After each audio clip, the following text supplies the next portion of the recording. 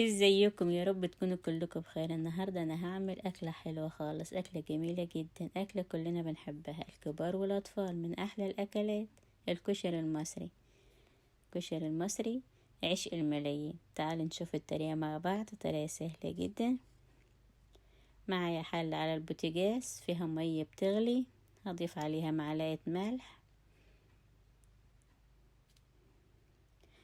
الحمص انا كنت نقعاه 8 ساعات هسلقه.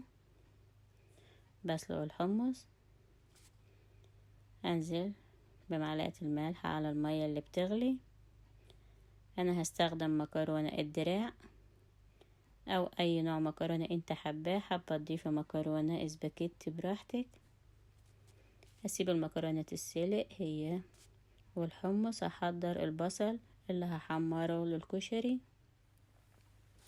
معايا 3 بصلات هقطعهم جوليان حجم وسط. هخلص كل الكمية اللي معايا بنفس الطريقة. هضيف على البصل نشا علشان يخلي البصل كريسبي. هضيف 3 معالق نشا. هغلف البصل بكل النشا. في الوقت ده انا بحضر زيت بيغلي على البوتاجاز. الزيت غلي، هنزل بجزء من البصل.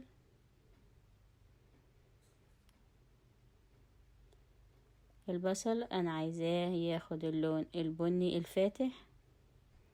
ما تغمقيش البصل علشان ما يمررش.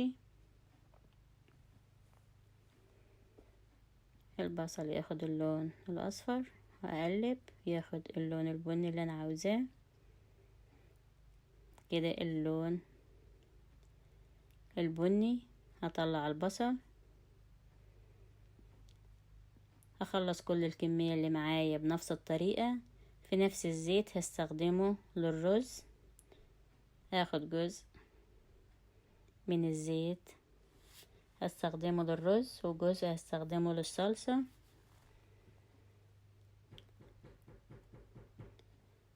في حلة فيها زيت هنزل بالشعرية. هحمر الشعرية تاخد اللون البني الفاتح.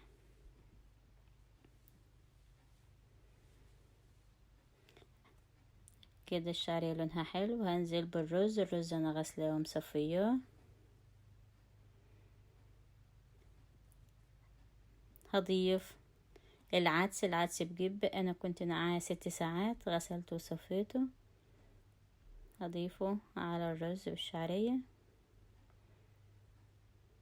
هقلب. هضيف التوابل. معلقة ملح، نص معلقة فلفل اسود، نص معلقة كمون، رشة شطة.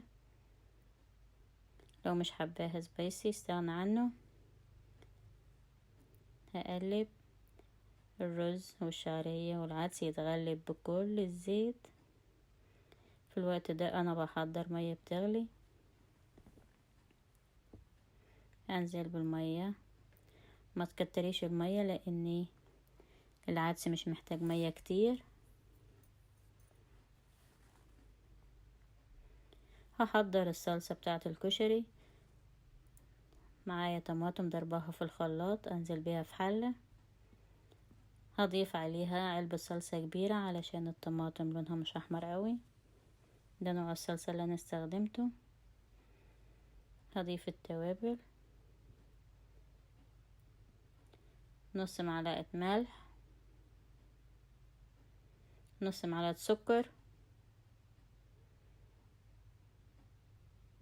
نص معلقة فلفل اسود، نص معلقة كمون. هضيف رش الشطة.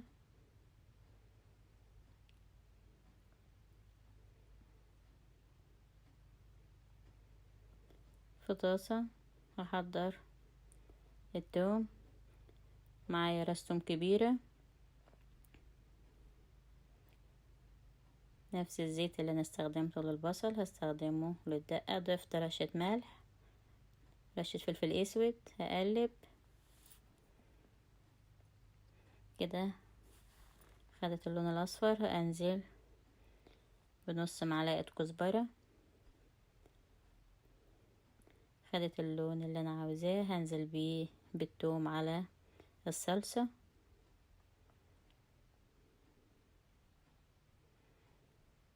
كده الصلصة جاهزة. اضيف عليها خل، 3 معالق خل.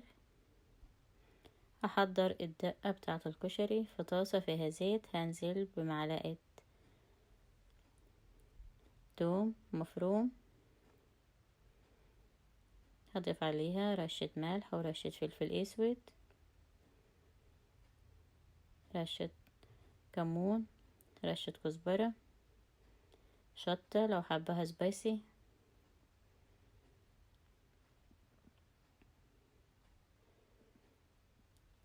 هضيف عليها خل وليمون. هضيف مية. كده الدقة جاهزة والاكل بتاعي جاهز، ما بياخدش وقت. شايفة الجمال؟ جميل جدا، غير الطعم والريحة خطيرة.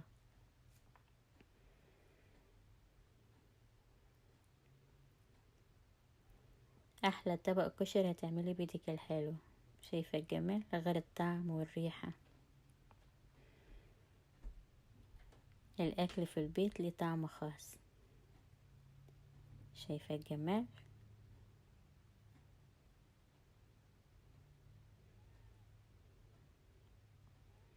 هنزل بالصلصة على الكشري.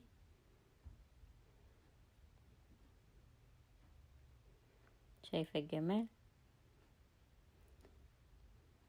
هضيف الدقة.